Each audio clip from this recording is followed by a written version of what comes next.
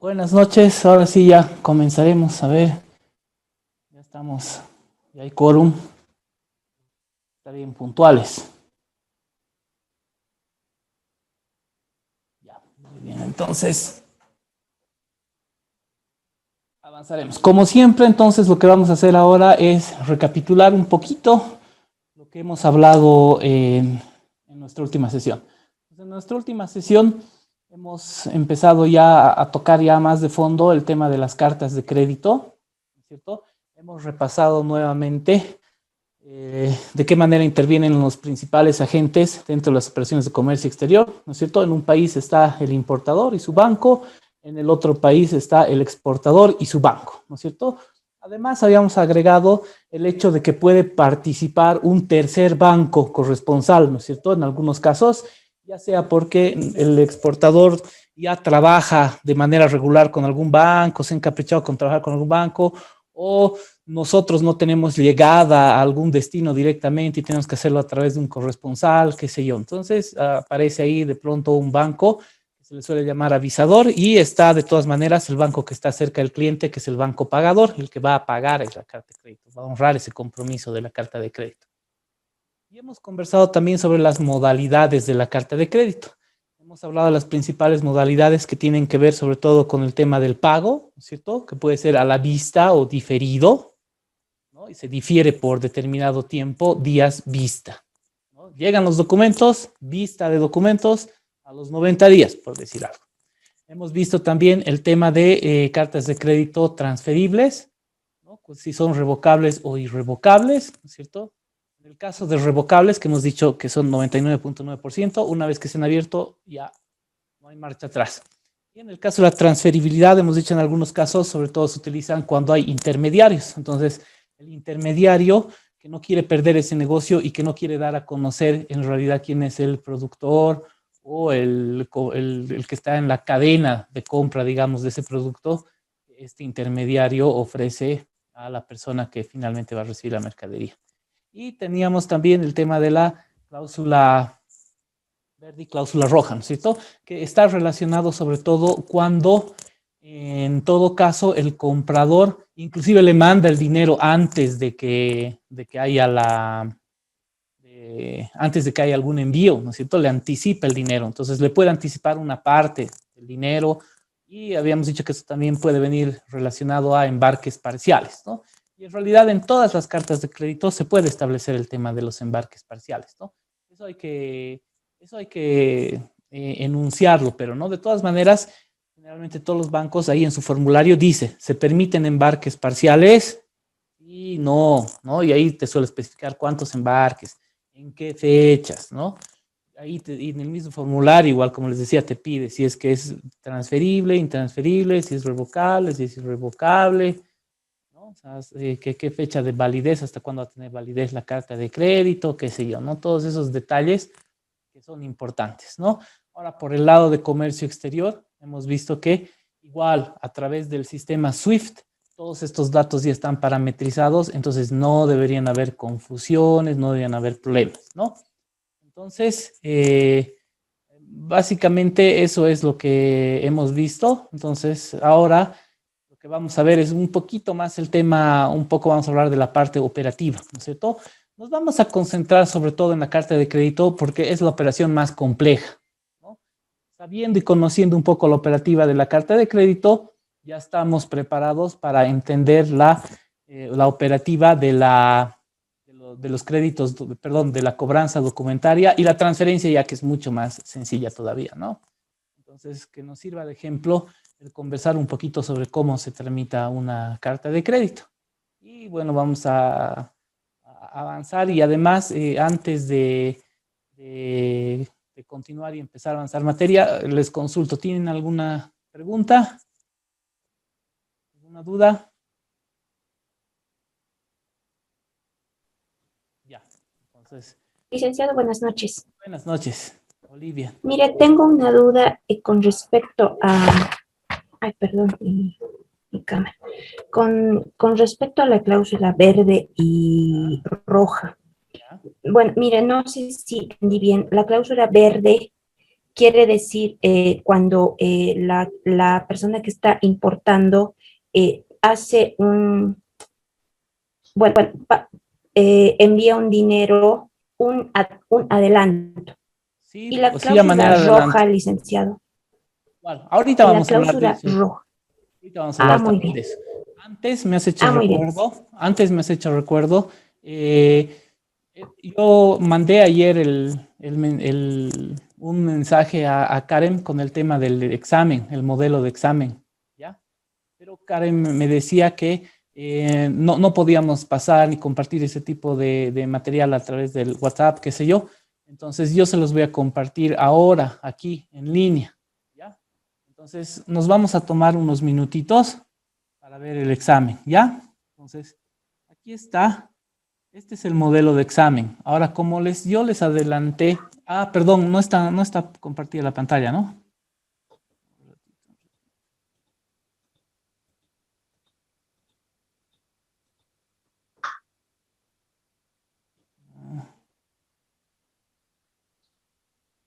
Ya, ahora sí. ¿Pueden ver mi pantalla? Sí, sí, Liz. Sí, Lisa. Ok, perfecto. Entonces, les explico antes les explico. Este es un examen tipo que yo suelo tomar en esta materia. Este examen está diseñado para que lo puedan acabar en 50 minutos y consta de 3 partes. ¿Ya? Una primera parte que es de elección múltiple, ¿no? Entonces, tienen que escoger ustedes, bueno, tienen que ir desarrollando no desarrollando, espera, ahora, ahí, ¿qué ha pasado? Se ha perdido, ¿no? ¿Pueden ver el examen o no? No, No, Liz. no, Lisa.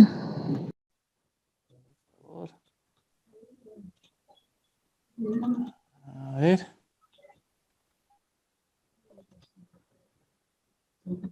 Ahora sí. Sí, Ya, se ve, perfecto. Lisa. Entonces, usualmente consta de 3 partes el examen. Una parte que es de elección múltiple, ¿no? Ahí están, donde hay preguntas, hay que escoger la respuesta correcta o el dato falso, lo que pida la instrucción. Una parte 2 de desarrollo y una parte 3 de opinión, ¿no es cierto? Esto normalmente se hace en el estilo presencial, pero en nuestro caso no va a ser así, ¿no? Para empezar, creo que la ponderación del examen es de 50 puntos, ¿no es cierto? El examen creo que es sobre 50 puntos en nuestro caso. Y en nuestro caso me dicen que solamente va a ser elección múltiple. ¿Ya? Entonces lo que vamos a hacer es vamos a tener cinco preguntas de elección múltiple. ¿Ok? Entonces, nuestro examen va a ser 5 preguntas de elección múltiple. Ahora, de todas maneras, vean este examen. Ya, esperen, no se los puedo pasar, pero yo se los voy a compartir un ratito. Tomémonos 5 minutos, ¿les parece? ¿Suficiente? ¿Sí? ¿Lo ven?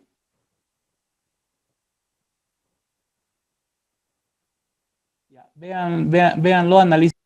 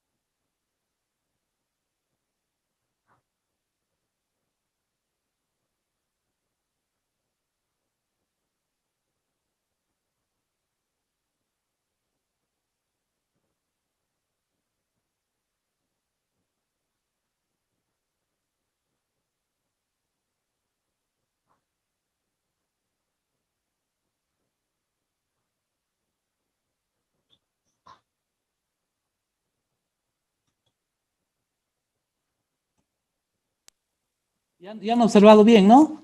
Esta parte.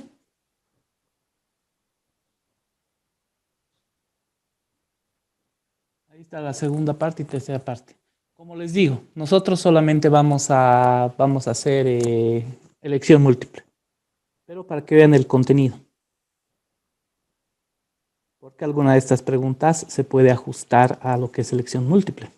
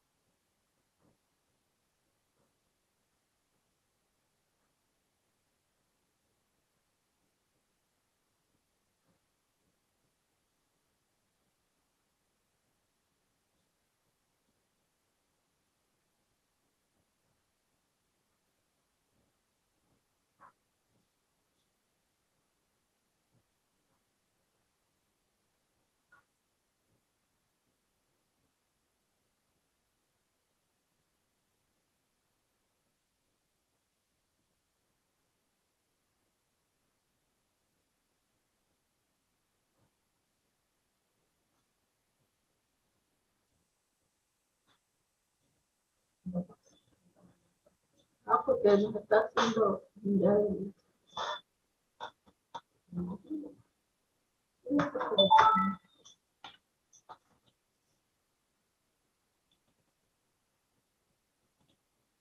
ya lo puedo grabar encima, ¿no?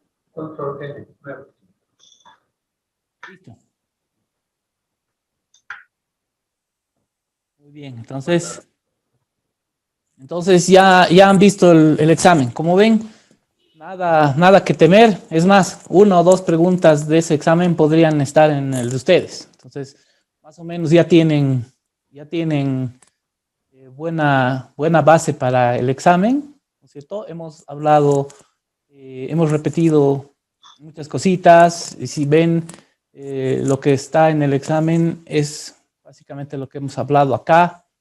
Y no entramos a fechas o que esto, que el otro, ¿no? Como les decía, el examen es una oportunidad para reforzar conocimiento sobre todo, ¿cierto? Entonces, vayan tranquilos, pero eso sí, estudien un poco, ¿no? Repasen un poco, no se confíen. ¿Ok? ¿Alguna consulta?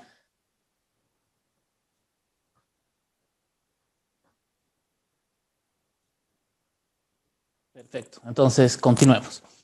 Ya, entonces, como les decía, entonces lo que hemos hecho en la última sesión era ya hablar con más detalle de lo que era la carta de crédito, ¿no es cierto? Hemos terminado de ver el tema de hablar de los 5 terms, hemos hablado de la carta de crédito y hemos entrado a ver ya las distintas modalidades de la carta de crédito y hemos empezado ya a ver inclusive normativa. Entonces hemos entrado a ver ya con mucho más detalle, ¿no es cierto? Lo que vamos a hacer ahora es, vamos a entrar un poco a ver ya a conversar sobre la operativa de la carta de crédito, cosa de que conociendo la operativa de la carta de crédito les va a ser mucho más sencillo a ustedes conocer la operativa de la cobranza documentaria y la transferencia, que ya es más sencilla aún. Entonces, vamos a pasar a nuestra presentación. Les voy a compartir la presentación y ahí vamos a comenzar nuevamente a retomar nuestro módulo de comercio exterior. Ahí está. Entonces, hemos hablado sobre esto, ¿no? Ahí está la definición del artículo 2 de la UCP 500, que es redactada por la Cámara de Comercio Internacional, ¿no? Y ahí dice, crédito documentario y carta de crédito stand-by, en adelante crédito, se refieren a todo acuerdo, cualquiera que sea su denominación o descripción, por el que un banco emisor, obrando a petición y de conformidad con las instrucciones de un cliente u ordenante, en este caso, ¿quién sería? El ordenante, el que importa o el que exporta. ¿Qué dicen?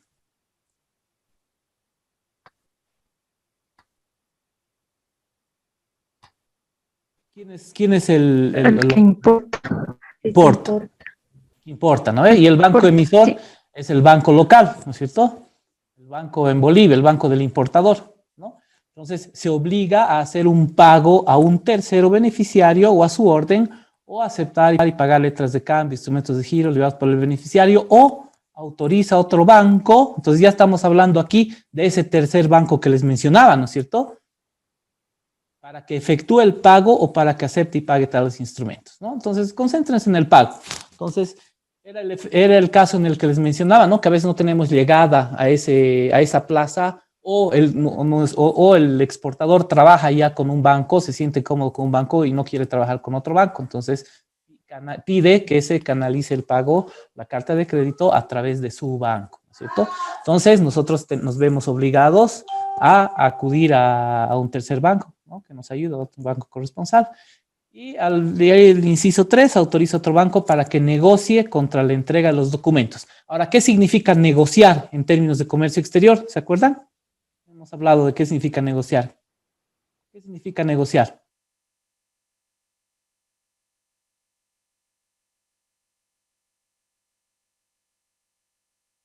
Negociar solamente significa el pasar los documentos de uno a otro y revisarlos, nada más.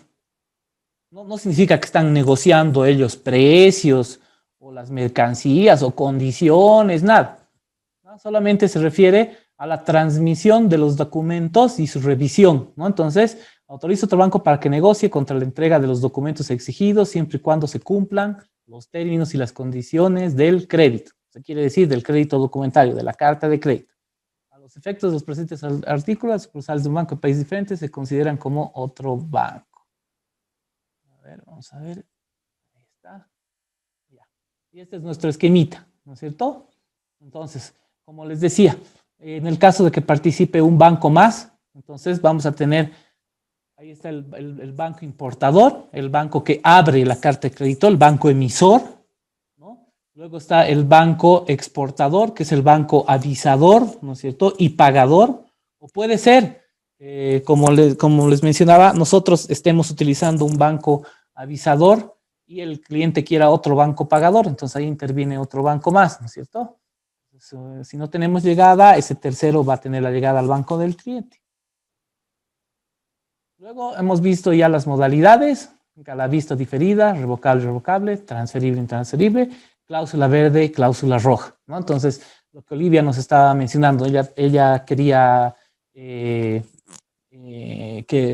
repasemos este tema de la cláusula verde y la cláusula roja, ¿no? Entonces, el tema de la cláusula roja y verde quiere decir que el importador le está dando un anticipo al exportador, le está de alguna manera financiando capital de trabajo o capital para que vaya a copiar mercadería, minerales o para qué necesitará o lana, qué sé yo, ¿no? Entonces, le manda por anticipado. Entonces, a través de la cláusula roja dice, ok, señor, se ha abierto la carta de crédito y le pueden dar, digamos que es por los $20,000 que decíamos, le pueden dar 10,000 adelantados. 10,000 adelantado, cláusula roja, sin ninguna condición, obligación adicional muy grave, digamos, ¿no? Mientras que la cláusula verde, con la cláusula verde quiere decir que el exportador tiene que cumplir con ciertos requisitos, ¿no es cierto? Ciertas obligaciones adicionales que por lo general se tratan de warrants, ¿no? Entonces, tiene que constituir un warrant la modalidad warrant, ya saben lo que es, hemos conversado al principio en la primera clase, ¿no es cierto? El warrant que habíamos dicho que era un tipo de... ¿recuerdan? Certificados de depósito. Certificados de depósito. Como ¿cierto? bonos de Bonos de prenda. Son bonos de prenda, ¿no? Entonces, entre las garantías, hemos visto que hay garantías personales y garantías reales. Entre las garantías reales están la prenda de mercadería, ¿no? Esta prenda de mercadería puede ser sin desplazamiento y con desplazamiento. Bueno, el warrant es una prenda de mercadería con desplazamiento. Entonces, generalmente esto es lo que se pide. Ahora, este tipo de cartas de crédito, cláusula roja, cláusula verde, no se utiliza mucho tampoco. No se utiliza mucho, es raro, pero bueno que lo conozcan. ¿De acuerdo? Entonces, cuando hablan de cláusula verde, quiere decir que ya hay esa obligación, ¿no? Que por lo general es de constituir un warrant. Entonces, le dan efectivamente el anticipo al exportador, ¿no? Y el exportador también para continuar con los pagos le piden que tiene que constituir un warrant. Ya, Bueno, hemos dicho que cuando se hablan de documentos limpios en comercio exterior, quiere decir que no tengan anotaciones, observaciones, ni que esté deficiente la mercadería. Aunque tenemos que tener presente que el banco solamente va a haber documentos, no va a haber mercaderías, ni va a revisar la mercadería. Y ya entramos a ver normativa, ¿no es cierto? Esto lo pueden ver ustedes ya en sus hojitas, ¿no es cierto? Hemos hablado ya sobre las diferencias, que hay que ser bien precisos, no utilizar términos alrededor de, aproximadamente, no, o sea, hay que tener mucho cuidado con las fechas, ¿no es cierto? Con las fechas, final y lugar para presentación de los documentos, expresiones genéricas referidas a fechas de embarque, igual, ¿no? No más o menos, no nada inmediatamente, pronto, no, la fecha, ¿no es cierto?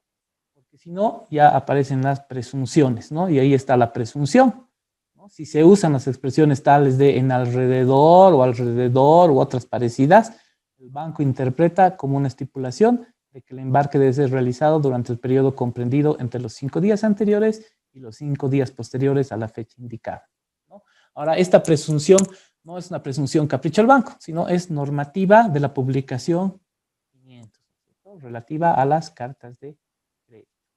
Y aquí nos habla del crédito transferible, que ya hemos visto en qué consiste el tema del crédito transferible, la cesión del producto del crédito, ¿no es cierto?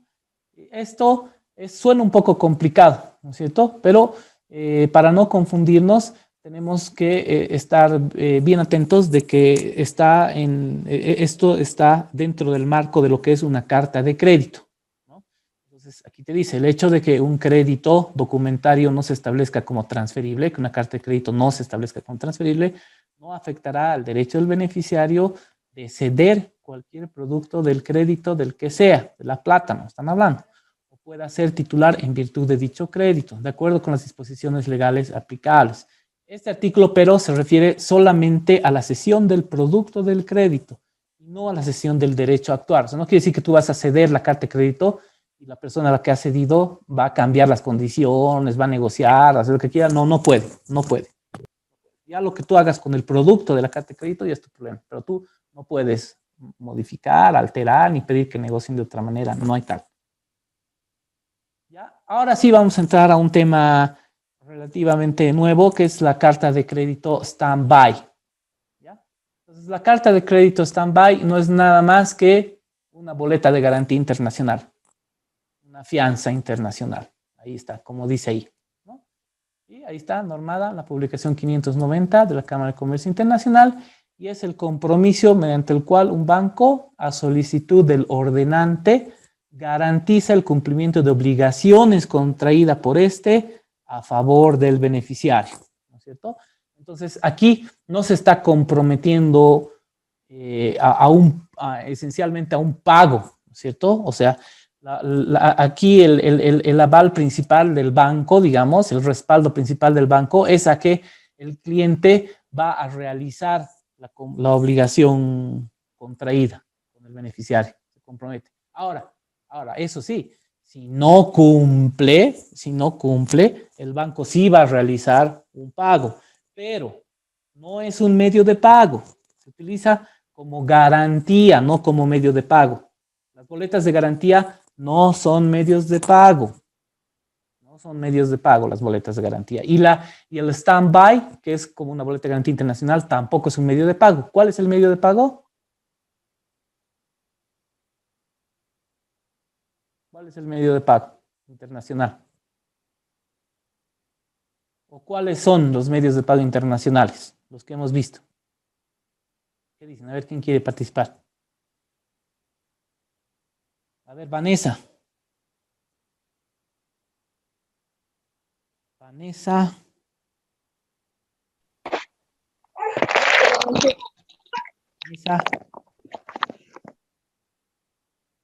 A ver, ¿cuáles son los medios de pago internacionales entonces? ¿Qué dices? Puede ser A ver, la transferencia. transferencias ese es uno, claro. ¿Qué otro más? A ver, no, ya, suficiente con ese, Vanessa. Ya. Ya, Vanessa, ¿está bien? Vamos a ver, Silvina.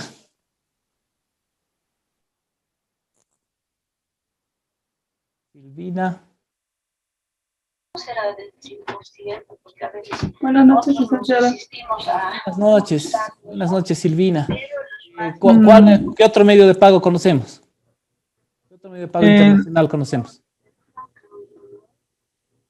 Medio de pago internacional conocemos. Ahí está Carmen. A ver, mientras tú piensas, Carmen, a ver, dinos tú uno, un medio de pago internacional. Dice buenas noches. El trueque, que puede ser permuta y Ya. barter. El otro, el cheque internacional. Ya, suficiente.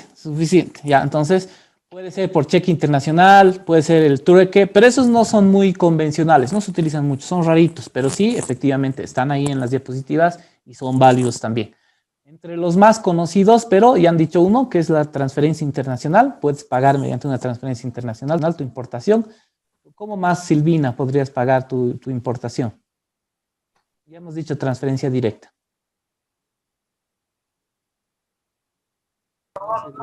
Licenciada, por giros bancarios. Ya, esa es la transferencia. ¿Qué otro más? Uno del que hemos estado hablando mucho estos días. A ver, ¿cuál era? Licen, buenas noches. ¿La cuenta de crédito no es medio de pago? Es medio de pago, claro. Yo pensé que ese me iba a decir Silvina. Ya, muy bien. ¿Quién nos ha dicho? Lady. Lady, ya muy bien, Lady. Sí, efectivamente es la carta de crédito. Y hay otro medio de pago internacional también. La cobranza documentaria. Cobranza documentaria, ¿no es cierto? Aunque la cobranza documentaria, o sea, es un medio de exigir el pago, digamos, ¿no? Porque estás exigiendo el pago y el pago te va a regresar a través de una transferencia, seguramente, ¿no es cierto? Pero sí, efectivamente. Entonces, tenemos que tener presente eso y repasen los medios de pago internacionales, repasen las diapositivas para el examen. ¿Ya? Entonces, la carta de crédito stand-by, ¿qué había sido? Había sido una boleta de garantía internacional. Entonces, no es un medio de pago la boleta de garantía, ¿no? Aunque ya se sabe que, como en el caso de las boletas de garantía, ¿no es cierto? Si se dan ciertas condiciones, ahí sí se tiene que realizar un pago, ¿no es cierto? Si incumple el garantizado, se realiza un pago. Pero su función no es que se pague. O sea, por lo general, el 95% de las boletas de garantías no se ejecutan, no se pagan, ¿no es cierto? Sino que la persona cumple y ahí murió, después se da de baja la boleta de la carta de crédito stand-by, listo, ¿no? Entonces, se utiliza como garantía, no como medio de pago, ¿no? Entonces, no hay negociación de documentos, porque no hay una importación, ¿no es cierto? Está garantizando una obligación de hacer algo, ¿no? Entonces, ¿en qué casos creen que se realiza una operación de carta de crédito stand-by? ¿En qué casos se imaginan? A ver, alguien que quiera participar, que tal vez haya visto un stand-by. Tal vez, licenciado, cuando alguna empresa participa de alguna licitación Sí, efectivamente. o algún concurso. Cuando una empresa, ¿y por qué tendría que ser una operación de comercio exterior? Porque esta empresa, por lo general, es una empresa extranjera, ¿no? Es una empresa extranjera que quiere participar en una licitación nacional o de pronto tiene una sucursal aquí en Bolivia, pero por decir alguna empresa constructora. De pronto se abre una licitación internacional para construir un tramo carretero de 100 kilómetros, asfaltado, que incluye puentes, todo. Un contrato grande de $150 millones, por decir algo.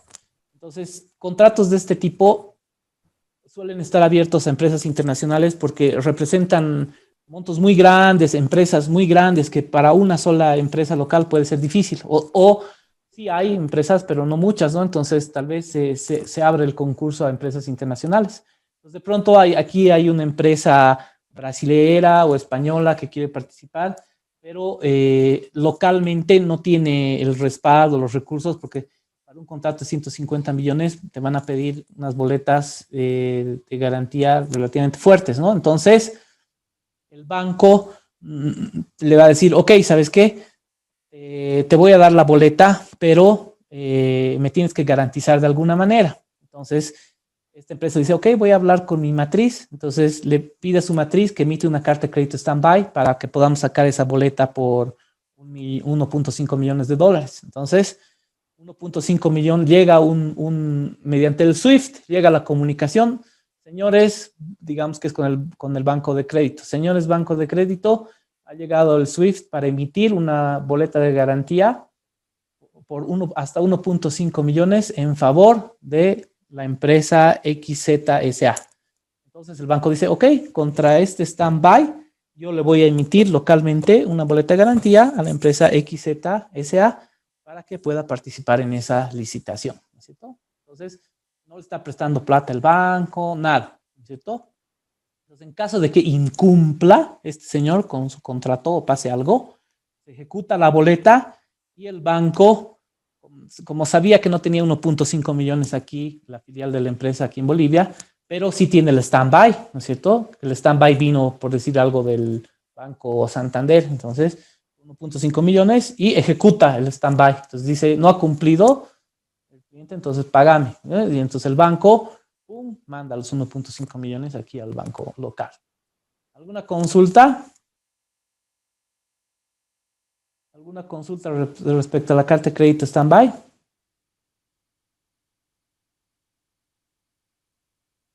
Ok, entonces, como vemos, aquí no hay negocio. Buenas noches. Buenas noches. Una consultita. ¿Esta carta de crédito stand-by puede servir como un pago anticipado? ¿Un pago anticipado de qué? De alguna importación en este caso o de algún servicio que quiera adquirir. No debería. ¿Por qué? Porque si te fijas, aquí nos está diciendo, se utiliza como garantía, no como medio de pago. Eso lo hemos aclarado. Tienes otros instrumentos para realizar pagos. Entonces, su función no es medio de pago, no es medio de pago, ¿no? Entonces, por un lado. Por otro lado, aquí estás garantizando una obligación de hacer o no hacer, digamos, de cumplir con un contrato, ¿no es cierto? No estás o cumplir con algún otro tipo de deber, no estás dentro de una obligación de vender algo, de entregar algo, no, o sea, no estamos dentro de un contrato de compra-venta internacional, como en los otros casos. Aquí estamos frente a una obligación, ¿no? Dar, hacer, entregar, pero no venta, no estamos en el marco de una venta, como una boleta de garantía, ¿no es cierto? Las boletas de garantía locales tampoco son medios de pago. Tampoco son medios de pago. Son para garantizar. Igual, para el banco garantiza a su cliente frente a un tercero, ¿no es cierto?, para el cumplimiento igual de una obligación, ¿no? Una obligación. Para eso es. No es para pagar. No es para pagar, ¿no? Entonces, ahora yo les digo, ¿por qué motivo no deberíamos utilizar la boleta de garantía como medio de pago? A ver, ¿se les ocurre algún motivo? O sea, no es porque sí, ¿no? Porque no se les ha ocurrido, ¿no? Entonces, hay un motivo, ¿no? Hay un motivo. A ver quién da con el motivo. ¿Por qué motivo no se utilizan las boletas de garantía locales o el stand-by como un medio de pago? ¿Qué dicen? ¿Se les ocurre? Licenciado, porque las boletas de garantía están hechas bien para cumplir algunas condiciones solicitadas en el contrato, tanto por la pregunta o... Se está escuchando entrecortado, de nuevo. Que las boletas de garantía cubren algunas cláusulas, digamos, en algunos contratos, entonces no pueden ser un medio de pago, sino son en caso de incumplimiento o en caso de que alguna cláusula del contrato se haya roto, entonces ahí es donde se ejecuta recién la boleta de garantía. Es una boleta de garantía, por eso se está diciendo. Ya, pero esa es la convención y eso está en el contrato, pero hay una razón por la cual es así. Esa razón quiero saber, a ver qué me dicen. A ver, ¿alguna otra opinión? Pues efectivamente, contractualmente y por definición, así son las cartas de crédito, pero se las ha estructurado así, se las ha normado así por un motivo. ¿Qué dicen? Porque no hay negociación de documento.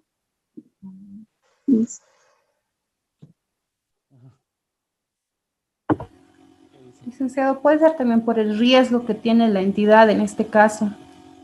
¿Qué riesgo tiene la entidad?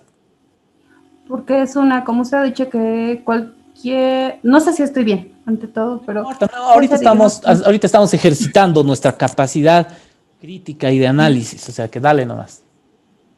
Son como decir, dos empresas que nosotros estamos haciendo una intermediación y debemos resguardar tanto al cliente como tanto al comprador, ambas partes, y evitar el riesgo de un fraude o un engaño entre ambos. Ya, sí, o sea, esa es la función de la boleta de garantía, ¿no? De alguna manera proteger o garantizar al beneficiario de la boleta, ¿no? Garantizar de que se va a construir, se va a hacer lo que ha pedido, la obligación que está garantizando la boleta de garantía, ¿no es cierto?, está respaldada por el banco.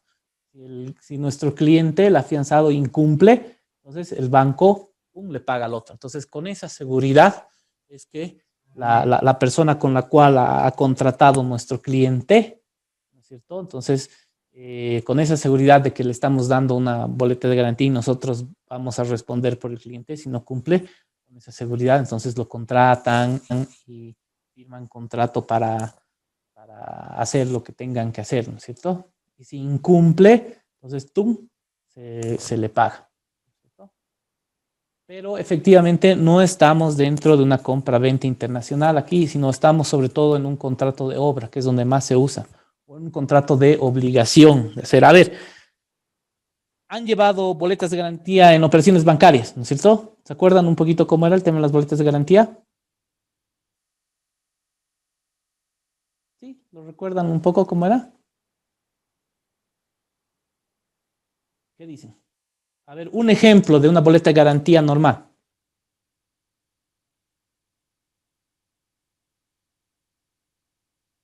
¿En qué caso se utiliza? Bueno, ya, yo voy a avanzar.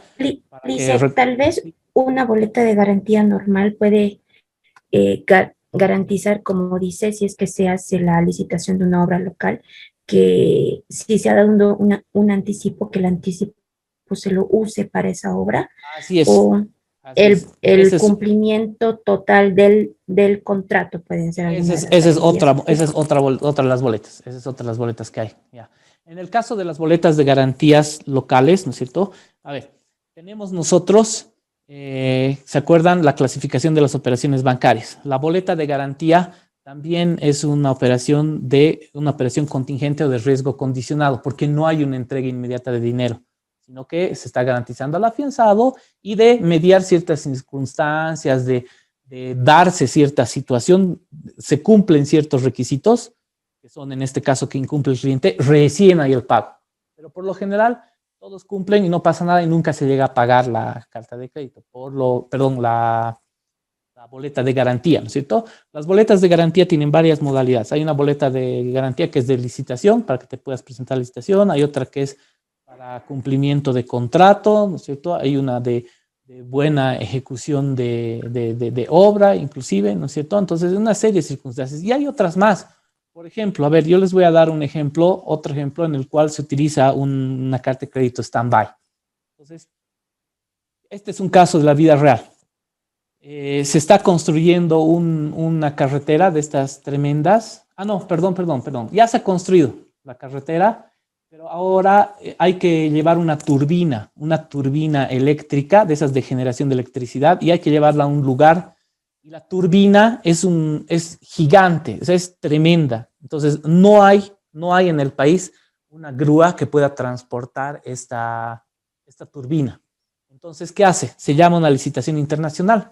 Entonces, en esta licitación internacional se presenta una empresa brasilera y dice, ok, yo voy a llevar la grúa para que movamos la turbina. Entonces, la empresa generadora de electricidad le dice, ok, dame una boleta de garantía para garantizarme que me vas a cumplir el contrato y que no me vas a dejar clavado ni que vas a arruinar la turbina. Dice, aquí está, tac, está la boleta. Entonces, ok, con esa seguridad firman contrato, todo, y empiezan a transportar la turbina, ¿no es cierto? Entonces, llegan, ok, dejan la turbina, y para entrar esa grúa gigante que iba a transportar la turbina, necesitaban, dicen, ok, vamos a entrar la grúa. No, no puede entrar porque no tiene papeles aquí. No, pero es una importación temporal. Entonces va a entrar la grúa, va a mover la turbina, termina de mover la turbina, se va a ir y vuelve al Brasil. O sea, no va a ser una importación definitiva, sino temporal. Entonces la aduana le dice, ok, entonces dame una boleta de garantía. Digamos, esa grúa vale $500,000 y los aranceles por esa grúa, digamos que son de $170,000. Entonces dice, ya dame una boleta de garantía por, digamos, por 50% de eso, ya por $75,000. Con esa boleta de garantía le autorizan para que entre temporalmente.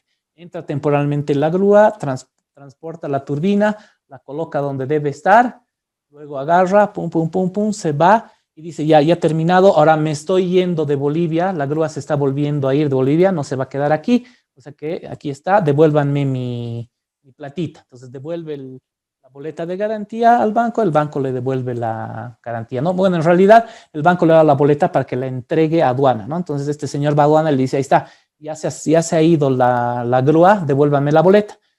La aduana le da la boleta al transportista y este transportista va al banco y dice, ahí está, aquí está, te devuelvo la boleta, ahora libérame mis 75,000, porque seguramente el banco, para darle esa boleta de garantía, le ha pedido que tenga los fondos en cuenta.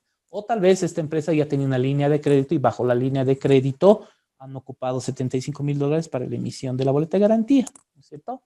Entonces así funciona. Ahora, ¿qué resulta? Que en el transcurso del transporte, en un tramo, como la grúa era pesada y la turbina era igual pesada, han dañado un tramo de la capa asfáltica. Entonces, la ABC, que tenía a su vez otra boleta de garantía que garantizaba que no dañen la capa asfáltica, agarra y les dice, ok, señores, entonces aquí hay un tramo que han arruinado, entonces me arreglas este tramo o te voy a ejecutar tu boleta. Entonces dice, no me ejecutes, te lo voy a arreglar. Entonces contratan a otra empresa o esa misma empresa, qué sé yo, pam. Bueno, sí, otra empresa, ¿no? Porque se dedica a transporte esta. Entonces contratan, arreglan ese tramito, listo, ya está, ok, aquí está, te devuelvo tu boleta de garantía. Esta es otra boleta que deben entregar a la ABC. Esa boleta agarra a la empresa, la entrega al banco y le dice, aquí está tu boleta, te devuelvo, ¿no? Y el banco, ahí está tu plata.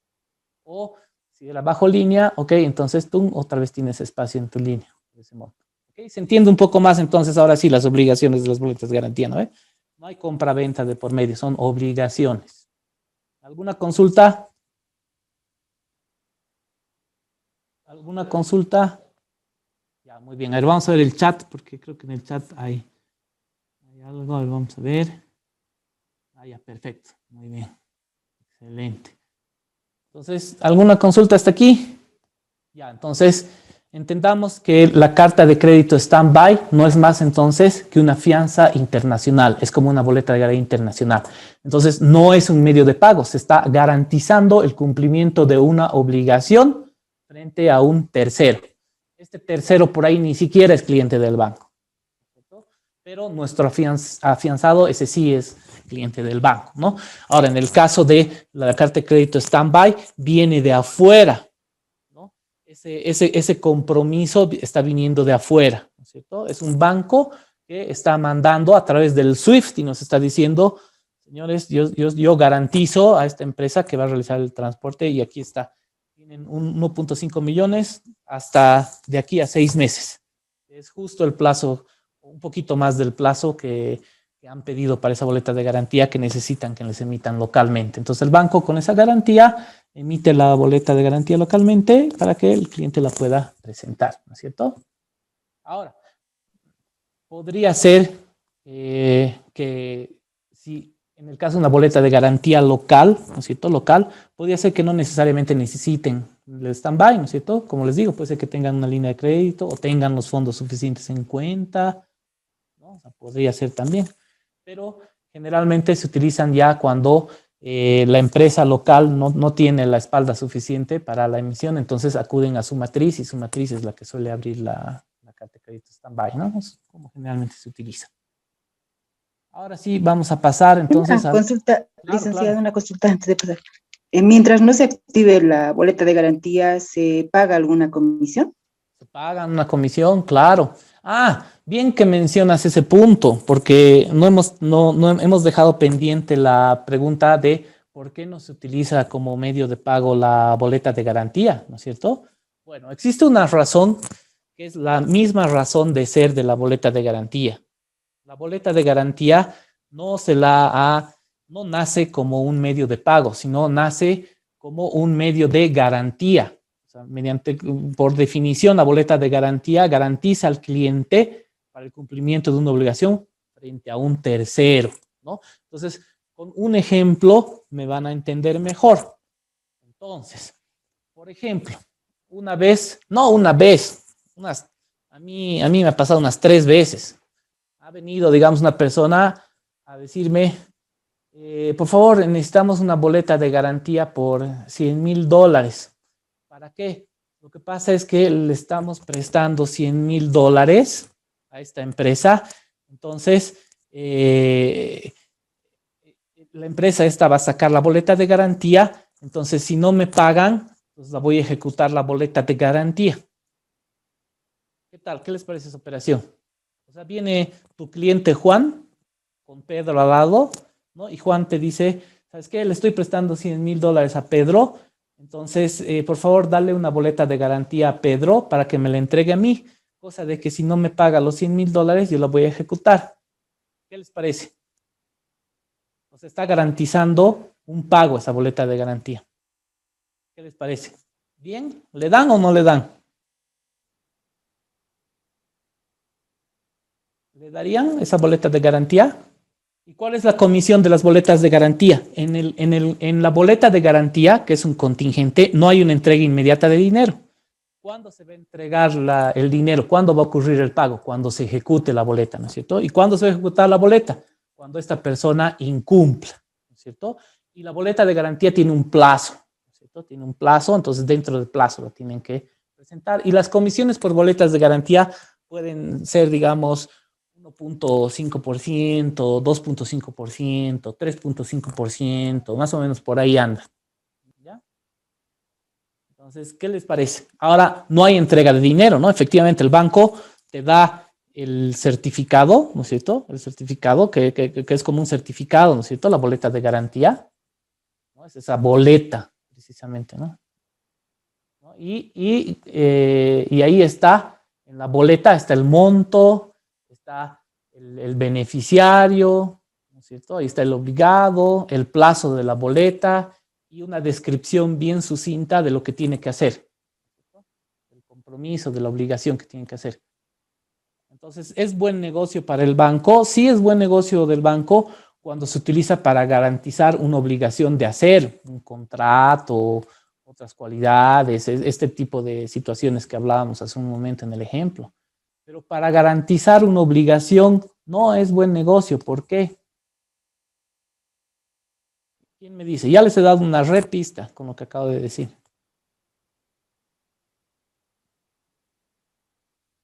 Bueno, yo se los voy a aclarar. Porque el banco está en el negocio de prestar dinero, pues, ¿no es cierto? Entonces, qué lindo, yo no corro ningún riesgo. Yo agarro, me vuelvo prestamista, a todos les pido una boleta de garantía, a todos les presto al 10% y cero riesgo para mí, porque alguien me deja de pagar, yo agarro, pum, ejecuto la boleta, páguenme, yo no pierdo nada. El banco es el que va a perder, ¿no es cierto? Y el banco está cobrando 1.5% o 3% por esa boleta de garantía, ¿no? Y yo como prestamista estoy cobrando 10%, 8%. Para eso le presto el dinero yo, pues directamente, ¿no ve? Yo asumo el riesgo, yo le presto. ¿Para qué voy a prestar mi garantía en este tipo de operaciones? No tiene sentido. Entonces, por eso es que La boleta de garantía, la carta de crédito stand-by, su función principal es eso, es garantizar obligaciones de hacer, no hacer. ¿Ok? Entonces, esa es la carta de crédito. Ahora vamos a entrar a lo que es alguna consulta. ¿Ha quedado claro, no ve? Ya ahora sí este tema con el ejemplo. ¿Sí? ¿O le saca alguna duda todavía? ¿Se entiende? Sí, Lice. Perfecto, muy bien. Entonces, continuamos. Entonces, ya. Entonces, ahora vamos a hablar un poquito de la operativa de las cartas de crédito. ¿Ya? Entonces, para eso me voy en realidad, como les digo, vamos a hablar de la operativa, pero estamos nosotros de alguna manera ya aclarando la operativa de la cobranza documentaria y la transferencia. Y la transferencia es mucho más sencillo aún, ¿no es cierto? Entonces, comencemos con la carta de crédito. Entonces, la operativa es la siguiente. Una persona que necesita una carta de crédito se aproxima al banco, solicita la carta de crédito y puede ser que esta persona ya conozca muy bien, esté habituada a tramitar cartas de crédito, ¿no es cierto? Lo cual va a resultar una ayuda para ustedes. O puede ser que no tengan ni idea todavía y sea su primera carta de crédito, en cuyo caso van a necesitar de la experiencia de ustedes, del conocimiento de ustedes. Entonces, por eso es importante, digamos, todos los módulos, ¿no? Pero este en particular en el ejemplo de la carta de crédito, ¿no es cierto? Porque si ustedes ya saben, les va a resultar mucho más fácil atender y explicarle a este cliente y absolverle algunas dudas.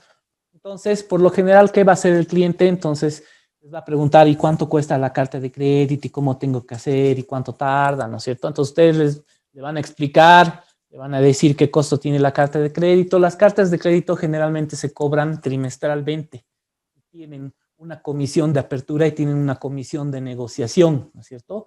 Y por un lado está la apertura de la carta de crédito y por otro lado está el pago de la carta de crédito, ¿no es cierto? Entonces, yo tengo que abrir la carta de crédito, porque se abre esta carta de crédito y una vez que se abre esta carta de crédito, ¿no es cierto? Hay un contrato. Ahí me voy a quedar por el momento. Vino el cliente, le hemos explicado que hay unas comisiones de apertura, otra comisión de negociación de la carta de crédito y que cómo va a pagar él la carta de crédito, ¿no? Entonces, si es un cliente nuestro, por ahí nos va a decir, pues yo tengo mi línea de crédito, estoy trayendo $20,000 de mercadería, entonces bajo mi línea. Ya, perfecto.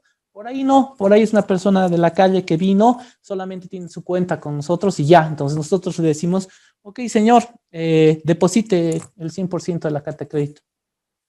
Porque el riesgo es que, no riesgo, ¿no? Pero una carta de crédito irrevocable, o sea, cuando lleguen los documentos hay que pagar. ¿Y quién tiene que pagar eso? Tiene que pagar el cliente. Entonces tiene que tener la plata. Y si no tiene la plata, tiene que tener el financiamiento. Entonces nosotros debemos darle el financiamiento, ya sea a través de la línea de crédito o ya sea a través de un crédito específico. Podría ser, pero por lo general se suelen tramitar con fondos del cliente o bajo línea de crédito. Eso es lo más usual, ¿no es cierto?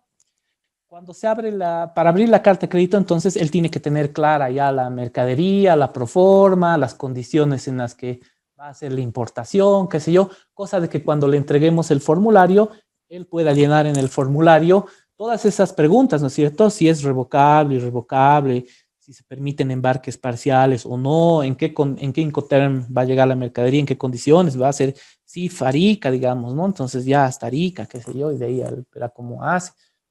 Entonces, todos esos detalles que recoge el formulario, ¿cierto? Que además tiene que estar firmado por el cliente y igual se hace una evaluación porque a pesar de que no estamos entregando dinero, se está comprometiendo el banco a realizar el pago y eventualmente puede realizar el pago, ¿no? Todas las operaciones contingentes, por si acaso, todas las de la categoría de contingentes y riesgo condicionado, no porque no estemos entregando dinero inmediatamente, no representan riesgo. Claro que representan riesgo porque eventualmente el banco podría realizar el pago, ¿no es cierto? Entonces, en el caso de una boleta de garantía o de fianza internacional, el riesgo está en que no cumpla ese cliente, en que no tenga la experiencia, la capacidad para cumplir con ese contrato, ¿no es cierto? En el caso de la carta de crédito, el riesgo está en que no nos pague nuestro cliente. Entonces, para mitigar ese riesgo, le pedimos que tenga los fondos en la cuenta o bajo línea, qué sé yo, o le podemos estructurar algún otro préstamo, ¿no? Entonces, lo que hace, llena el cliente, firma entonces la solicitud de la carta de crédito y se hace un contrato. Entonces, en el contrato, ahí ya van a estar las principales condiciones de la carta de crédito, ¿no es cierto? El plazo, la vigencia, todo lo que es los detalles que están en la solicitud, ¿no es cierto? Inclusive, en ese mismo contrato, como les decía, puede estar ahí el financiamiento de la carta de crédito, las condiciones de ese préstamo, las garantías de ese préstamo, si es bajo línea, si es una garantía específica, qué sé yo. O puede ser que en este caso sea con pago los fondos del cliente, ¿no? Entonces ahí el cliente se compromete o dice ahí los fondos necesarios para pagar la carta de crédito se encuentran en la cuenta número tantos de mi propiedad, ¿cierto? Entonces autoriza al banco a realizar el pago hasta el monto requerido, ¿no? Para cubrir, para honrar la carta de crédito. Y ya está. Una vez que está contratado todo, debidamente contratado, entonces recién ahí ya el Departamento de Comercio Exterior entra al sistema SWIFT y manda la comunicación SWIFT al banco, a su banco corresponsal, ¿no? Y el banco corresponsal lo que va a hacer es va a avisar, va a leer ese mensaje SWIFT, va a esperarlo, va a avisar al exportador y el exportador ya va a ir preparando la documentación, va a entregar la documentación y el banco va a revisar, ¿no es cierto? Va a revisar los documentos de embarque y todos esos documentos accesorios que entrega el exportador con las características y detalles del SWIFT, de la carta de crédito, y va a decir, sí, concuerda, perfecto. Entonces ocurre la negociación, la revisión, ¿no? Entonces, la negociación es que recibe esos documentos, ¿no? Y los pasa al banco en Bolivia. Dice, ok, está todo ok, pasa, el banco igual revisa la documentación, dice, ok, está perfecto, páguenle, entonces se le paga y el banco local agarra, debita la cuenta del cliente, ¿no? Entonces, esa es la operativa. Ahora vamos a ver un SWIFT. Les voy a mostrar un SWIFT para que vean cómo es un SWIFT. A ver, un ratito. Vamos a buscar el SWIFT. Aquí lo tenía abierto. Ya.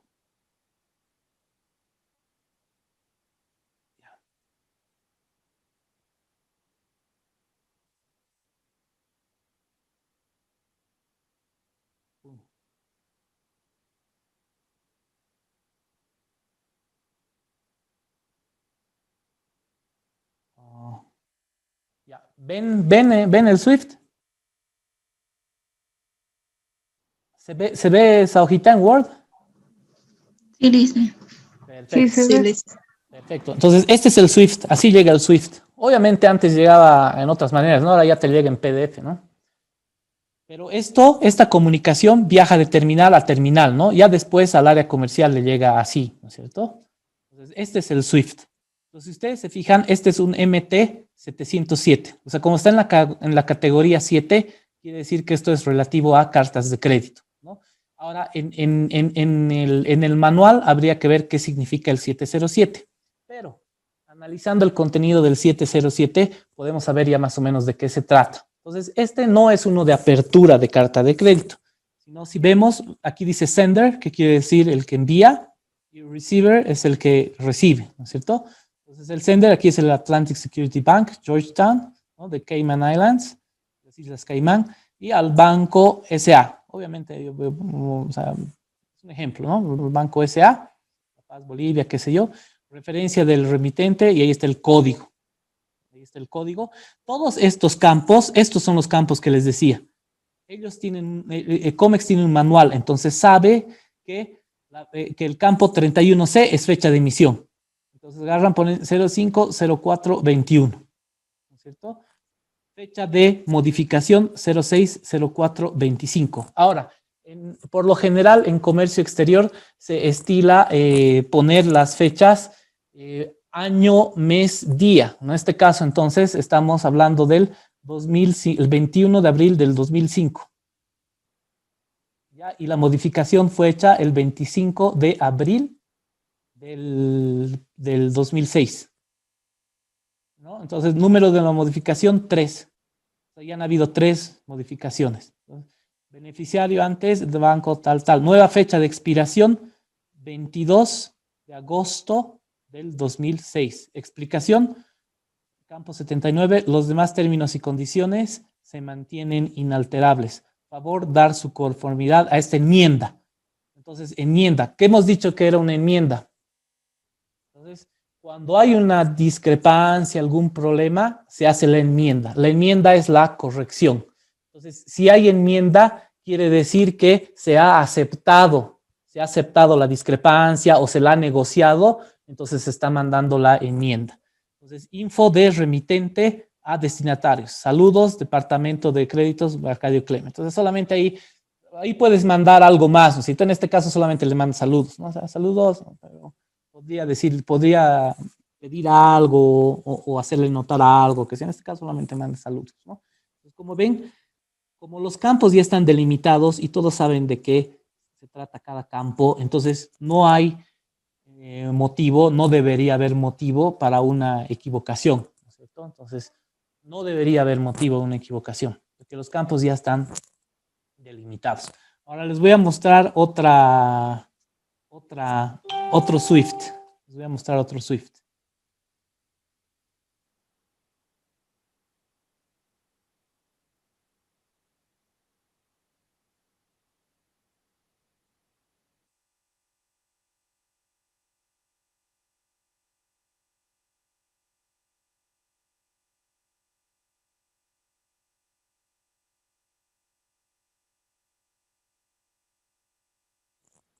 Ya. ¿Ven mi pantalla? Sí, Liz. Ya, este es otro Swift.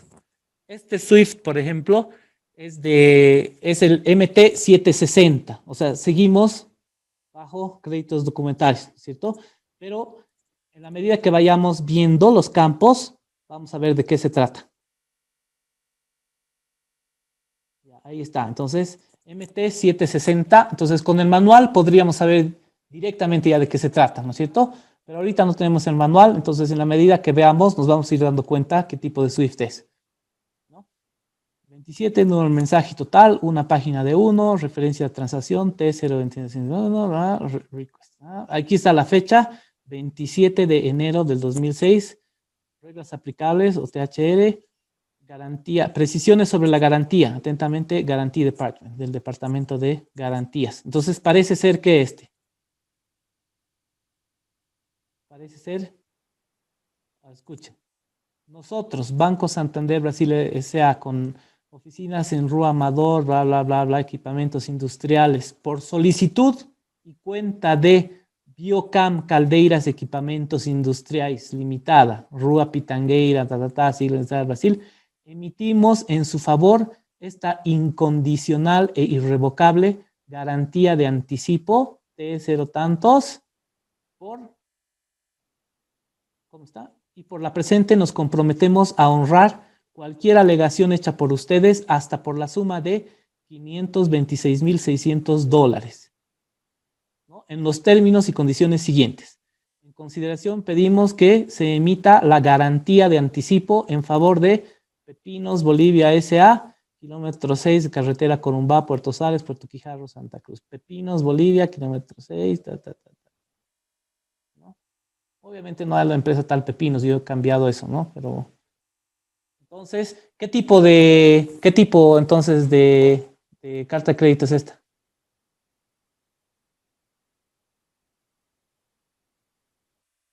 Esta es una carta de crédito stand-by, ¿no es cierto? Este es un stand-by. Este está garantizando una obligación, no es una importación.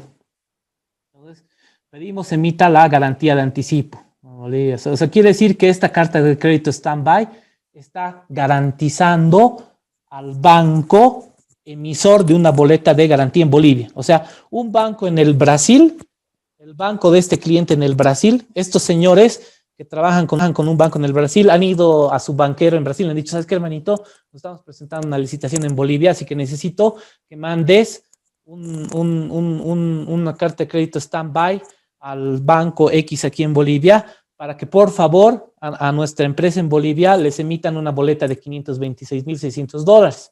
Porque si no me das esa garantía, el banco no me va a dar esa boleta de garantía por 526.600, porque seguramente esta empresa no tiene $526.600 en su cuenta, ¿no es cierto? Porque es mucha plata, ¿no? Entonces, por eso le pide, ¿no? Entonces, la solicitud, porque entonces el cliente, biocamp, incondicional, va, beneficiario, 526.600.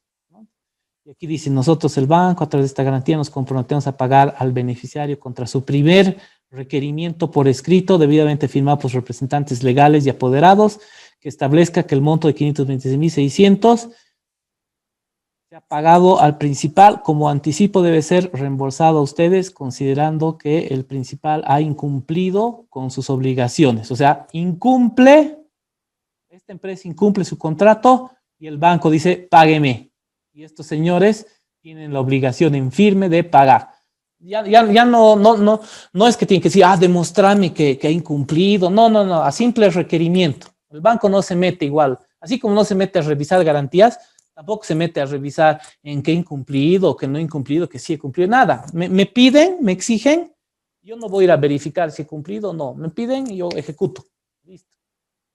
Igual, el banco en Bolivia les pide porque les he ejecutado, no ha incumplido y ya. El otro banco no puede decirle, a ver, demostrarme, a ver, pasarme los antecedentes, nada. Yo le pido, basta que yo le diga que he incumplido y ya me tienen que pagar, listo. Ahora, obviamente, aquí está de por medio la palabra de los bancos. El banco no va a pedir por pedir, ¿no es cierto? Solamente va a pedir en el caso de que haya incumplimiento. ¿Okay? ¿Alguna consulta? ¿Alguna consulta? Entonces, por el lado comercial, digamos que está la negociación de la carta de crédito, la atención directa al cliente, el llenado del formulario, el acompañar la constitución del contrato. Obviamente hay un procedimiento, ¿no es cierto? Interviene legal, otras áreas más, qué sé yo. Se emite la boleta de garantía, se emite la carta de crédito y Comex se encarga de avisarla, comunicarla, mandar los documentos que vuelvan, pagos, qué sé yo. Entonces, para realizar el pago, seguramente ahí ya se hará una transferencia al banco, ¿no es cierto? Y el banco en la China, seguramente, para nuestro ejemplo del chinito, le pagará al chinito, ¿no es cierto? Le hará un giro ya local, ¿no es cierto? Nosotros hacemos una transferencia interbancaria de banco a banco, ¿no es cierto? ¿Se acuerdan? De ese, hemos visto, alguien ha preguntado, ¿y esas transferencias cuáles son? Creo que era el MT200. Esas ya son interbancarias, el MT100, transferencias personas, clientes del banco, y había otras que eran interbancarias. A través de la interbancaria yo puedo hacer, ¿no? Y las transferencias, como cualquier transferencia internacional, ¿no es cierto? Tú tienes que meter a personas a plataforma y pides la transferencia. Y plataforma se encarga de canalizar tu transferencia a través de Comex. Comex se encarga ya de realizar la operativa, de operar el SWIFT, ¿no es cierto? Y igual, ahí estás trabajando con el dinero del cliente. Se supone que el dinero ya está en tu cuenta. Tú lo tienes, o si has solicitado algún financiamiento, ya te ha sido desembolsado, pero la cosa es que el dinero ya está en tu cuenta. La transferencia como tal ya se realizó, digamos, ¿no? Y en el caso de la cobranza documentaria, ¿no es cierto? Es más fácil, porque igual el cliente se acerca y te pide, necesito cobrar esta exportación. Aquí están los documentos, lo que he mandado, y aquí dice lo que me tiene que pagar. Me tienen que pagar $200,000, o digamos $50,000 por lo que he mandado. Entonces el banco dice, ok, ¿y a quién has mandado? He mandado a Italia, $50,000, productos de cuero, $50,000. Aquí están los documentos de la exportación, perfecto. Entonces nos comunicamos con banco BNB Paribas, digamos, ahí le llega a él los documentos. Ellos buscan al señor que ha comprado esa mercadería y le dicen, págueme. Entonces este señor va al banco BNB Paribas, paga los $50,000 y el BNB Paribas hace esa transferencia interbancaria, Comex, vía los dos departamentos de Comex. Comex nos avisa aquí, ha llegado la plata de tu cliente, avísale. Entonces tú agarras y lo buscas al cliente. ¿Sabe qué, señor? Le cuento que ya ha pagado, ya le hemos entregado los documentos. ¿Qué quiere? ¿Se lo abonamos en esta cuenta? ¿No? Sí. Generalmente ahí está ya la cuenta en la cual hay que abonar, ¿no es cierto? Y punto, y se abona, y se le avisa al cliente. Entonces, ahí están los dos bancos de por medio. Ahora, en el caso de una cobranza documentaria, ya hemos dicho, el banco no está obligado a pagar, ¿no es cierto? El banco solo paga si le pagan a él, ¿no? Si el comprador, si el importador paga, el banco paga, ¿no es cierto? Pues si no le da la gana de pagar, lo máximo que vamos a decir es, ¿sabe qué, señor? No quiere pagar, no paga hasta ahora, ¿qué hacemos? Mientras que en la carta de crédito, el banco, está la garantía de los bancos de por medio, por eso es más carito y más formal, ¿no es cierto? Entonces el banco, con esa seguridad de que tú exportas como tienes que exportar y se te va a pagar. Y la persona que está importando sabe que una vez que ha abierto la carta de crédito, si es irrevocable, no la puede cerrar, ¿no es cierto? Va a tener que pagar, ¿no? Obviamente, con la garantía de que le está llegando lo que él ha solicitado, ¿no? ¿Alguna consulta? ¿No se entiende?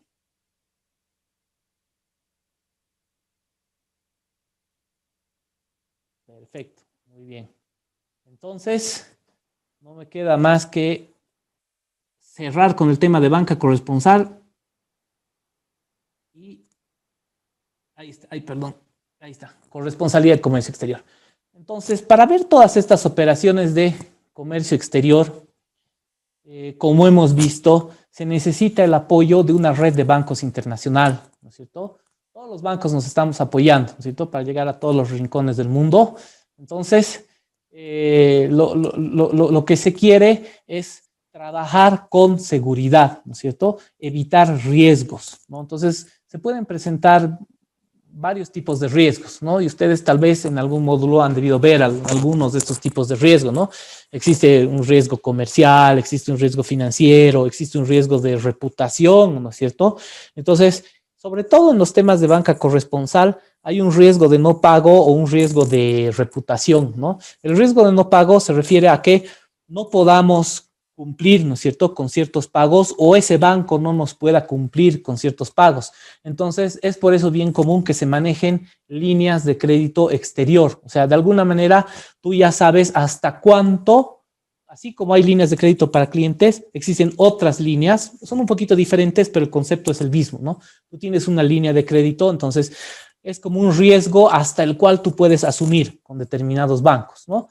Entonces tú haces un análisis de bancos y obviamente quieres trabajar con bancos solventes, ¿no es cierto?, que te puedan cumplir con el volumen de negocio que tú estimas realizar y que tengan buena reputación. O sea, todos cuidan su reputación, ¿no? Porque no queremos que de pronto los bancos se vuelvan, se inmiscuyan en temas de lavado de dinero o atención de personas de dudosa procedencia, ¿no es cierto?, que estén...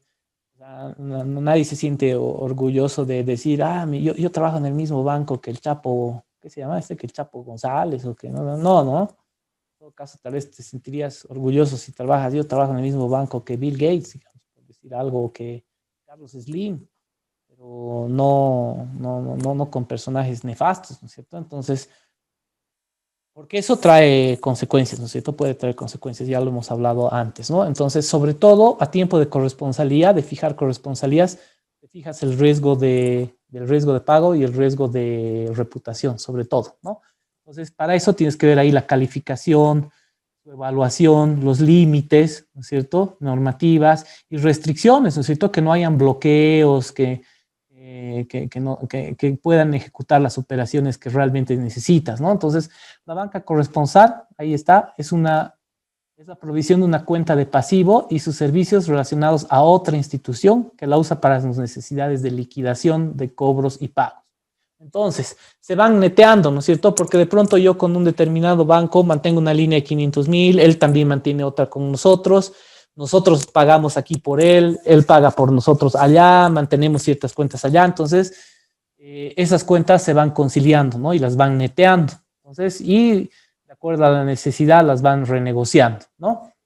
Entonces, de lo que se trata es, aquí está, ¿no?, de la liquidación de cobros y pagos, ¿no?, en distintas plazas, ¿no? La gestión de la liquidez, préstamos a corto plazo o necesidades de inversión, si es que hubiera, ¿no? Entonces, la actividad bancaria suele ser sujeta a rigurosa vigilancia y regulación local. Obviamente, local quiere decir tanto para nosotros como para nuestro corresponsal. Y es más, en otros países la regulación suele ser más fuerte todavía, ¿no es cierto? Porque hay países y bancos que están trabajando más cerca del área gris y hay otros que están trabajando más hacia el área verde, ¿no es cierto? Entonces, obviamente que esos están mucho más regulados y prestan mucha mayor atención a temas de cumplimiento y son sujetos de mayores controles, ¿no? Entonces, el impacto en la economía nacional es importante, intermedia recursos generalmente obtenidos del medio donde opera, ¿no? Por lo que estos recursos deben ser administrados con elevados niveles de seguridad, ¿no? Entonces, debe a tiempo de iniciar relaciones, cuando estamos iniciando con un nuevo banco corresponsal, ¿no es cierto?, recién lo estamos conociendo, entonces extremar cuidados al considerar solvencia financiera, la historia, que no tenga sanciones administrativas o penales, que la jurisdicción donde opera no sea reconocida por deficiente con controles antilavados, ¿no es cierto? Que no presente tachas o dudas o corrupción o PEPs. Estos PEPs es las personas, ¿no es cierto?, las que mencionábamos. Estas son personas expuestas políticamente, ¿no es cierto? Han debido ver alguna vez, ¿han escuchado de los PEPs? ¿Sí? ¿Han hablado en algún módulo de los PEPs? Buenas noches, licenciado. Buenas noches. Son personas expuestas públicamente. Ah, perdón, expuestas públicamente, tienes razón. ¿Hablaron en algún módulo de los PEPs? No. No, ya, bueno, los PEPs, como decía su compañera, son personas expuestas públicamente, ¿no? Entonces, en tema de materia antilavado a nivel internacional, se ha quedado en tener especial cuidado con estas personas expuestas públicamente. ¿Por qué? Porque son personas que por lo general se hallan expuestas a la canalización y manejos de grandes recursos, ¿no es cierto? Y podrían, no quiere decir que todos los PEPs sean corruptos, pero se encuentran un poquito más vulnerables a temas de corrupción, ¿no es cierto? Entonces, personas expuestas públicamente son altos dirigentes de equipos de fútbol, son principales autoridades políticas, administrativas de un país, son inclusive deportistas famosos, políticos famosos, personas que han detectado cargos importantes, ¿no?, en el ejecutivo, en el judicial, en el legislativo. Son personas inclusive de la iglesia, de las iglesias que ostentan un alto cargo en las iglesias. Entonces, son este tipo de personas, ¿no es cierto?, que podrían canalizar por un lado muchos recursos o que podrían ser vulnerables a temas de corrupción, ¿no es cierto? Entonces, no quiere decir que todas estas personas sean corruptos, de ninguna manera, solamente que se los cuida un poco más. El due diligence que se les hace, o sea, el averiguar, el conoce a tu cliente, se lo hace un poquito más profundo, ¿no es cierto?, para estar seguros de que están limpios, ¿no? A eso sobre todo se refiere. Entonces, es prohibida la corresponsalía con bancos pantalla, ¿no? Entonces, estos bancos así medio que trabajan en paraísos fiscales o que no tienen un domicilio, que solamente funcionan en una dirección postal o en una habitación de un hotel en un paraíso fiscal, qué sé yo, que no tienen un control efectivo, entonces no pueden, no se utilizan. Generalmente se aceptan solamente los bancos que aparecen en el almanaque mundial de bancos, ¿no?, que es como un bank almanaque, que es como un libro así donde que registra todos los bancos que son sujetos a regulación, control y que ya han pasado controles, ¿no? Entonces, a nivel internacional, ahí existen esfuerzos para evitar todos estos temas de corrupción y lo principal es así como hay el conoce a tu cliente, también hay el conoce a tu corresponsal. Entonces, periódicamente tú tienes que ir viendo las cifras de tu corresponsal, periódicamente tienes que seguir cómo está su cumplimiento en temas antilavados, si recibe controles periódicamente, si los ha pasado sin problemas, ¿no?, si respeta la legislación, los temas de Basilea, ¿no?, ese grupo de Wolfsberg que les menciono ahí, ¿no? Y aquí está el due diligence, ¿no?, la diligencia debida, ¿no? Entonces, uno tiene que ser diligente, ¿no?, y tiene que averiguar, ¿no es cierto? Tiene que averiguar, así como uno averigua de las personas en el conoce a su cliente, igual en el tema de la banca corresponsal, igual tiene que seguir. Y existen, ¿no?, los los principios de Wolfsberg, ¿no? Que en inglés son the Wolfsberg Principles, que ahí ya te da una guía de lo que tienes que hacer, de lo que tienes que averiguar, ¿no? Entonces, operativamente se mantienen cuentas en bancos diferentes, en distintas plazas para atender, para poder atender, ¿no? La mayor parte de las necesidades de los clientes, ¿no? Entonces, sobre todo aquí estamos hablando de servicios de transferencias, pago, cobranzas, financiamientos, que es todo lo que hemos estado hablando estas 2 semanas, ¿no? Entonces, como les decía, hasta los límites permitidos y sin exceder las líneas corresponsales. Entonces, como les decía, hay unas líneas, ¿no? Entonces, de alguna manera, todos estos bancos para controlar su riesgo establecen líneas. Entonces dicen, ok, con Bolivia hasta este monto y con tal banco hasta este monto, ¿no? Y nosotros hacemos lo mismo, ok, con este país hasta tal monto y con este banco hasta tal monto. Entonces, la responsabilidad puede ser penal, ¿no es cierto? Existe el deber formal de informar sobre operaciones inusuales o sospechosas, ¿no? Desde que hubo la modificación a la legitimación de ganancias ilícitas, se la incluyó en el Código Penal y, como les decía, se incluyó además el tema de contrabando también, ¿no? O sea, además de tráfico de armas, trata de personas, narcotráfico, corrupción pública, ahí está también el tema del contrabando. Entonces hay que tener cuidado con eso. Y esa responsabilidad puede alcanzar hasta los directivos, ¿no es cierto? Pero sobre todo los operativos tienen que tener cuidado, ¿no? Y está ahí la obligación formal de elevar las operaciones inusuales o sospechosas. Esto sí han debido hablar, me imagino, ¿no? ¿Conocen las operaciones inusuales o sospechosas? ¿Cuál es la diferencia entre estas operaciones? ¿Les han comentado, lo han visto en algún módulo?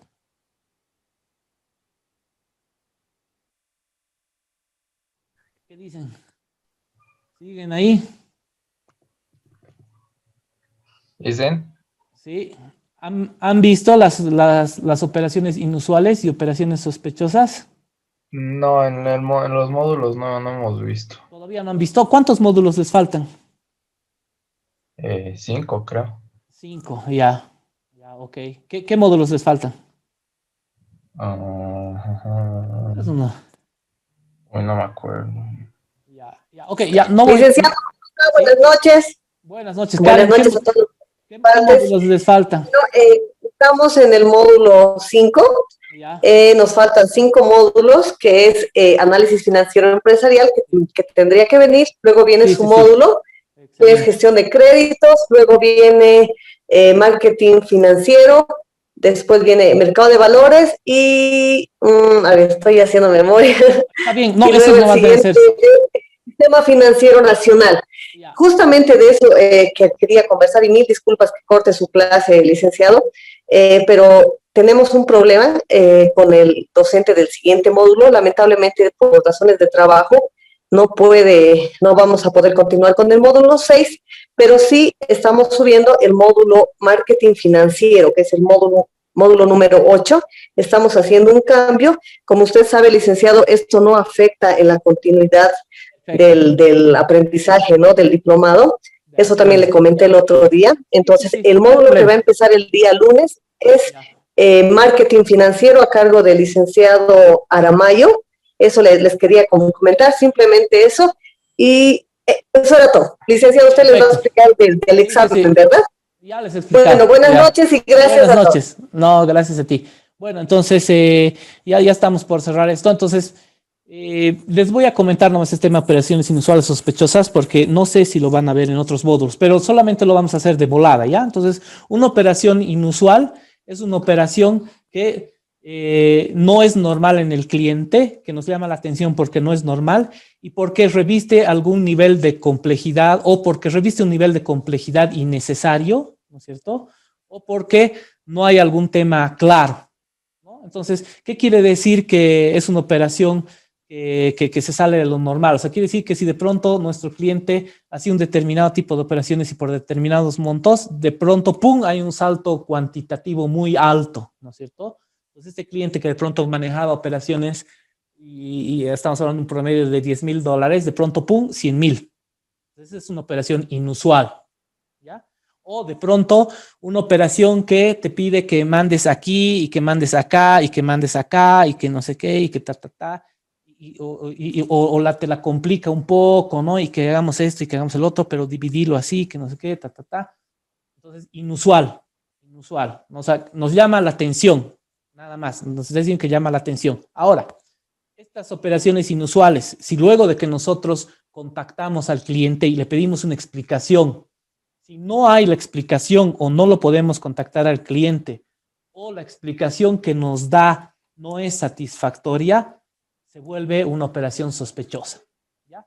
Entonces, existen dos reportes, existe el ROI y el ROS, el reporte de operación inusual y el reporte de operación sospechosa. Entonces, nosotros estamos obligados a llevar un registro de estas operaciones inusuales y sospechosas y llevarlas al área de control interno del banco. Y el área de control interno del banco, cumplimiento, ellos se encargan de coordinar el envío a la UIF. Y la UIF de ahí en adelante se encarga. Hasta ahí uno ya cumple su labor, ¿no es cierto? Uno tampoco es policía, detective, pues nada. O sea, ¿no? Entonces hasta ahí nomás uno recoge la información relativa a la operación inusual sospechosa, la manda al área de cumplimiento y el área de cumplimiento verá si la pasa o no la ASFI, si es sospechosa sí la va a pasar y ya cumplirá con eso, ¿cierto? Y ya. Y los informantes gozan de inmunidad, o sea, por ese caso, ¿no es cierto? O sea, no es que van a agarrar y te van a decir, ¿por qué este es buen cliente, que por qué le has hecho eso? O sea, te vas o te pasa tal cosa, no. Se supone que te dan todas las garantías para que puedas trabajar bien. Entonces, para mitigar riesgos deben emplearse alertas, ¿no es cierto? O sea, se suelen emplear, todos los departamentos de COMEX suelen tener alertas. Entonces, cuando ya estás llegando al límite con tu corresponsal y apuntes, te puede avisar, ¿no? Y eso podría ser pie para que en el futuro ya veas viendo de ampliar esa línea con ese corresponsal o tal vez establecer una nueva línea de crédito ya con otro banco, qué sé yo, ¿cierto? Entonces, lo que hay que hacer es evitar transacciones que sean incongruentes, ¿no es cierto? Que no tengan sentido comercial o financiero o realizadas para terceros, ¿no es cierto? A veces hay intermediarios y personas que están detrás y que no quieren revelar su identidad. Entonces, eso ya, para parar las antenas, estaríamos frente a una operación inusual o peor aún, frente a una operación sospechosa, ¿no? Hay algunas restricciones, ¿no es cierto? Eso ya, por favor, pueden ver ustedes, ahí lo podemos leer. Entonces, en ningún caso una entidad financiera bancaria en función de su corresponsalía podrá efectuar operaciones propias de una sucursal bancaria. Las entidades autorizadas por la EB podrán realizar operaciones de depósito a plazo fijo, ya son detallitos. Y con eso ya hemos concluido, ¿ok? Entonces, vamos a terminar. Ahí, ¿dónde está esto? Ya, ok. ¿Alguna consulta que tengan hasta ahí? Hemos corrido con lo último. ¿Tienen alguna consulta? ¿Ninguna consulta? Bueno, entonces yo les agradezco a ustedes por la atención estas 2 semanas. Sé que el horario a veces es un poquito pesado, pero hemos tratado de hacerlo ameno, no aburrir. Además que la materia también se presta, ¿no? Porque es bonito el tema de comercio exterior. Es bien complejo, como les digo.